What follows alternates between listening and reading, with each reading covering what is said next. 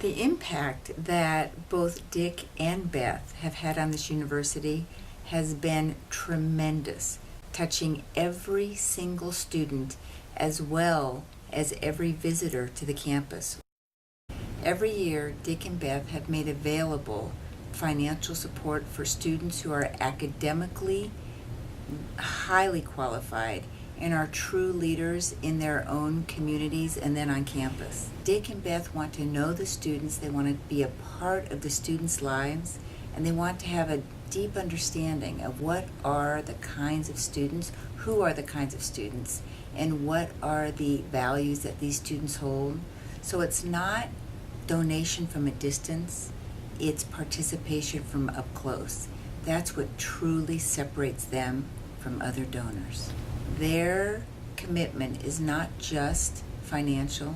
Their commitment is part of their heart and part of their personal beliefs and definitely a part of their behaviors. When I think back to exactly 26 years ago when Dick was on the board and they were looking for a new president, Dick became the chancellor for a year. He was on loan from his corporation and he devoted himself as the chancellor to this university to help to select the best president that they could for the University of La Verne. Beth, Dick, this is for you from Devora. You are priceless. For everything else, there's MasterCard. I adore you, I respect you, and I do love you. I have been acquainted with Dick Landis for more than 40 years. It started that he and I are both graduates of the University of La Verne, and I was on the staff, and he was on the Board of Trustees.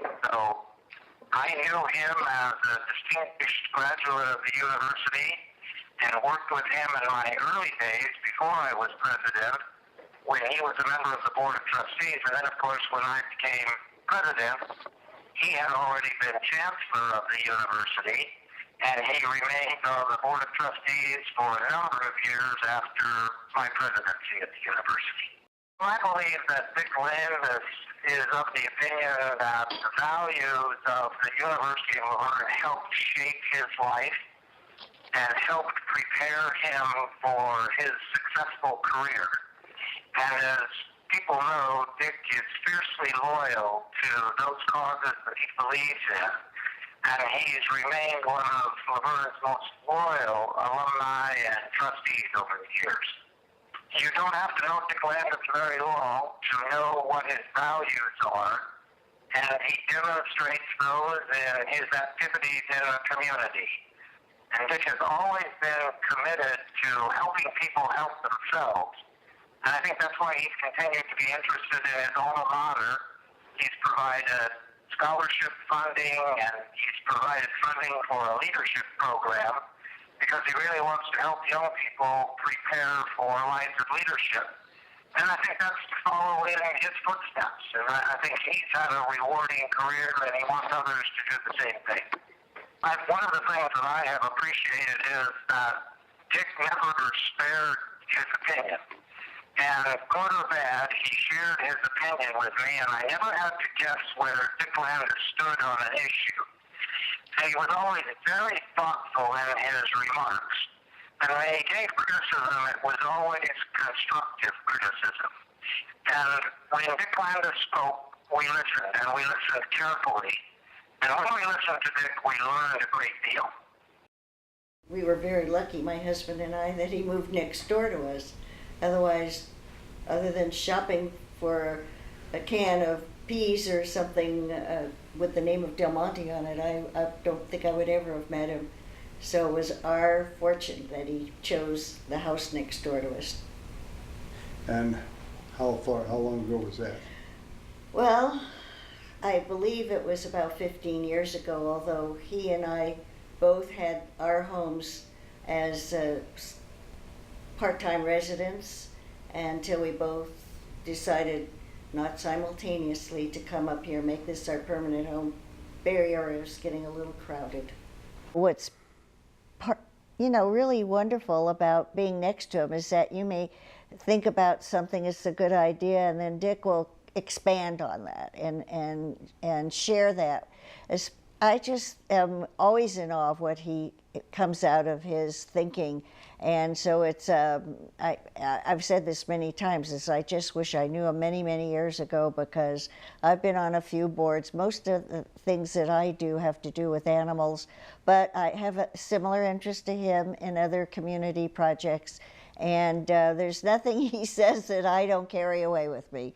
So I think that this is really one of the blessings that I have knowing him. I met Dick Landis and Beth Landis many years ago when they purchased their home. I had it listed, and they purchased it through another agent, but with my company.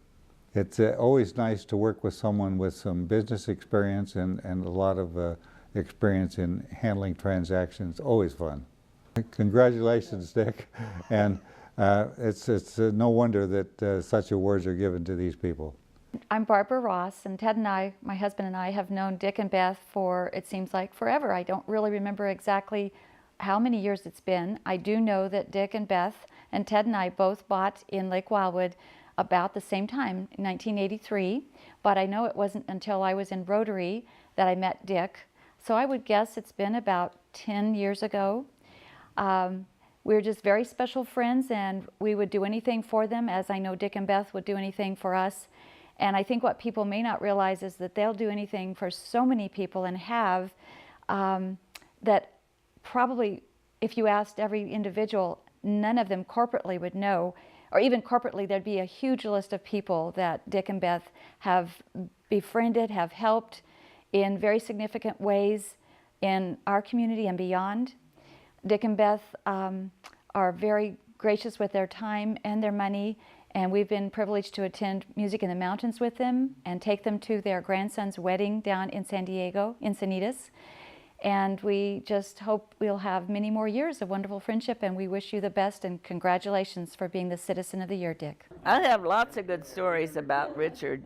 We met Peter, who was in kind of the representative in Europe,